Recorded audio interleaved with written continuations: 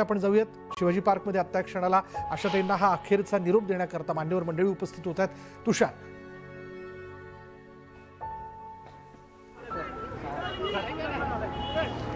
विशाल, आपण जर पाहिलं असेल तर आशाताईंना शेवटचा निरोप देण्यासाठी शेवटची काही मिनिटे शिल्लक राहिलेली आहेत। त्यामुळे आपल्याला सर्वच प्रमुख नेते असतील, मान्यवर असतील किंवा कलाकार असतील आपल्याला दादर स्मशानभूमीच्या दिशेने आपल्याला येताना पाहायला मिळतात। आत्ताच थोड्या वेळापूर्वी राज ठाकरे असतील किंवा त्यांच्या पत्नी शर्मिला ठाकरे असतील ते आपल्याला पोहोचताना पाहायला मिळाले। आपल्यासोबत बोलण्यासाठी या ठिकाणी भाजपाचे गणेश खनकर देखील आहेत। आपण त्यांच्याशी संवाद साधणार आहोत। काय सांगाल दादा, तुम्ही आशाताईंना शेवटचा निरोप देण्यासाठी पोहोचलेला, काय सांगाल? एका युगाचा अंत आहे हा। आपल्या जुन्या पिढीमध्ये मोहम्मद रफी साहेब असतील, किशोर कुमारजी असतील, मन्नाडे, तलत महमूद, ते हेमंत कुमार आणि किशोर कुमार यांच्यासोबत ज्यांनी आपल्या कारकिर्दीची सुरुवात केली त्यामधला हा शेवटचा युगाचा आज अंत झालेला आहे। मला असं वाटतं एक खूप मोठा वारसा आशाताई आपल्या मागे सोडून गेलेल्या आहेत। म्हणजे आशाताईंचं वैशिष्ट्य असं आहे की असं कुठलंही गाण्याचा प्रकार नसेल जो त्यांनी गायला नाही। त्यांनी भावगीतं गायली, त्यांनी भक्तिगीतं गायली, त्यांनी पॉप गायलं, त्यानंतर कॅबरेची गाणी गायली। आणि मी जेव्हा कॉलेजमध्ये असताना आम्ही रंगीला बघायला गेलो त्यावेळेला ते जे गाणं होतं तेही आशाताईंनी गायलेलं होतं। आणि वयाच्या शेवटच्या वर्षापर्यंत म्हणजे त्या आत्तासुद्धा कार्यक्रमात सहभागी होत असताना त्या ज्या उत्साहाने बोलायच्या किंवा गाण्याच्या संदर्भात बोलायच्या, मला असं वाटतं असा कलाकार होणं पुन्हा नाही।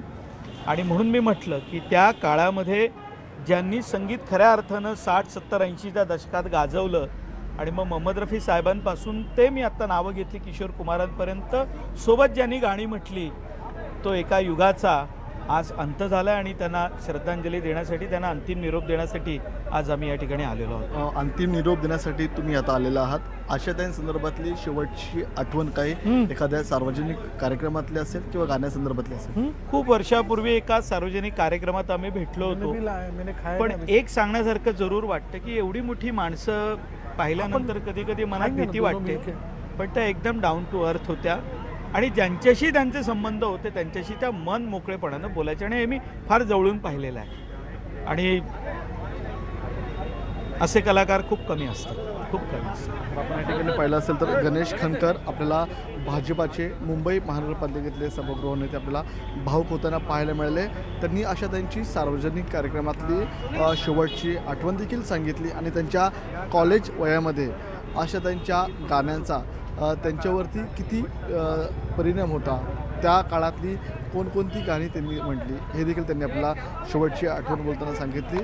नक्कीच विशाल, ज्या ज्या व्यक्तींसोबत आपण संवाद साधण्याचा प्रयत्न करतोय, जेनजी असतील, राजकीय नेते असतील किंवा कलाकार असतील, हा प्रत्येक व्यक्तीच आपल्याला आशाताईंविषयी आपल्याला भरभरून कौतुक करताना पाहायला मिळतोय। अर्थात एवढं सोपं नाही की 8 दशकं एखाद्या सिनेसृष्टीवर आपल्या कर्तृत्वाने राज्य करणं, ते आशाताईंनी केलं आणि त्यामुळेच जेनझींपासून ते सर्व स्तरामधून आपल्याला आशाताईंचं कौतुक होताना पाहायला मिळतात। त्यांची शेवटची आठवण सांगताना आपल्याला अनेक जण भावुक होताना पाहायला मिळतात।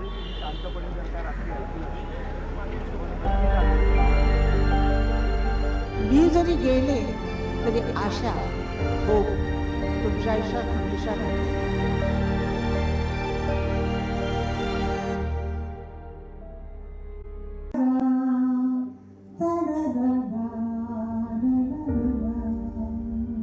आशाताईंची गाणी कधी जुनी होऊ शकत नाही।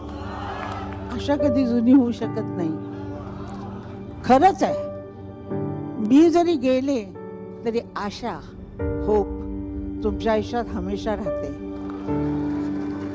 आयुष्य आशेवर चाललेलं असतं, काय होणार ह्याच्यावरच आपण जगत असतो। माझ्या आईनं माझं नाव बरोबर ठेवलं होतं, आशा। मी आशेवर जगते, नेहमी आशेवर जगते आणि जगत आलेले आहे आणि माझी सगळी आशा पूर्ण झालेली आहे। अभी ना जाओ छोड़ कर के दिल अभी भरा, हे तुम्ही गाऊ शकता। एक एक लाईन.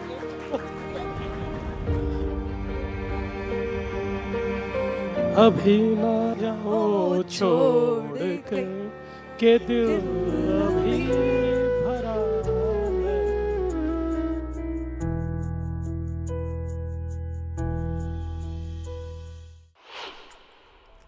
त्यांचा सूर, त्यांचा स्वर हा आपल्या कानामध्ये गुंजत राहील. त्याच्यामुळे त्या अर्थानं अशा भोसले आपल्यातच आहेत आणि आपल्यातच राहतात. त्यांचा आवाज, संगीत क्षेत्रातली त्यांची कारकीर्द, त्यांचे कष्ट आणि त्यांनी या क्षेत्राला दिलेलं योगदान याचं विस्मरण भारतीय जनतेला कधीच होणार नाही.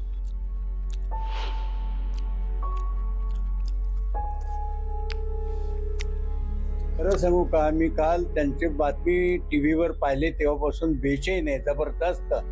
आणि एक पर्वच संपलं असं मला वाटलं. संगीतातलं पर्वच संपलं. संगीतातलं पर्व संपलं तुम्ही असं म्हणताय, पण तुमचं एक वैयक्तिक खास मोठ्या बहिणींसारखं त्यांनी तुम्हाला जपलं. नातं खूप वेगळं होतं तुमचं. ते काय माहिती का, ज्यांच्याशी मोकळेपणाने बोलावं अशा ज्येष्ठ कलावंतच गेल्या. आता कोणाशी बोलायचं मोकळेपणाने? आणि कलावंतांच्या जगतातल्या ताज्या घटना कोणाकडनं कळणार आपल्याला, असा प्रश्न मला पडला त्या गेल्यामुळे. ताई कशा होत्या? भावनिक खूप होत्या असं कळते, हळव्या मनाच्या होत्या, सगळ्यांना मायाने जवळ करायच्या असं अनेक जण म्हणत होते. तुम्हाला काय अनुभव आहे यात? मला अनुभव म्हणजे अत्यंत घरातल्यासारख्या होत्या, मोठ्या बहिणीसारख्या होत्या. त्या जवळ घ्यायच्या, खांद्यावर हात टाकायच्या, हातात हात घेऊन बोलायच्या. जरा लांब मी उभा असलो तर म्हणायच्या, का रे दुराबा, गाणं म्हणायचं का नुसतं, ये जवळ.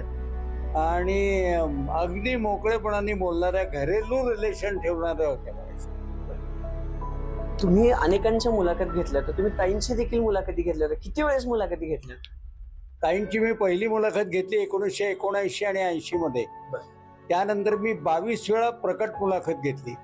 आणि ती महाराष्ट्राच्या, भारताच्या सर्व भागात, एवढंच नव्हे तर परदेशात सुद्धा फेस्टिवलला पण घेतलेली आहे. म्हणजे आता एकही जागा अशी राहिली नाही की जिथे मी आशाताईंची गप्पा मुलाखत अधिकृत मारल्या नाहीत. शिवाय माल ते भेटतील तेव्हा आम्ही गप्पा मारायचो. काय गप्पा व्हायच्या तुमच्या? म्हणजे संगीताच्या व्यतिरिक्त काय गप्पा व्हायच्या, की संगीताच्या व्हायच्या, काय व्हायच्या? संगीताच्या गप्पा तर मुलाखतीत होतातच, पण त्या सोडून त्यांना कपड्यांचा आणि खाण्याचा खूप आवड होती. त्यामुळे नवीन काय खाल्लं, कुठे खाल्लं, काय आवडलं तुम्हाला, कुठे काय खावं, असं त्यांना विचारायचो आम्ही. आणि तुम्ही साड्या तुमच्या फार निवडक असतात, तर तुम्ही कपड्यांबाबत एवढं जागरूक का असता, कुठनं आणता, असेही विषय व्हायचे. ते सांगायचं तुम्हाला हे सगळं? मी जरी गेले तरी आशा हो तुमच्या आयुष्यात हमेशा राहील.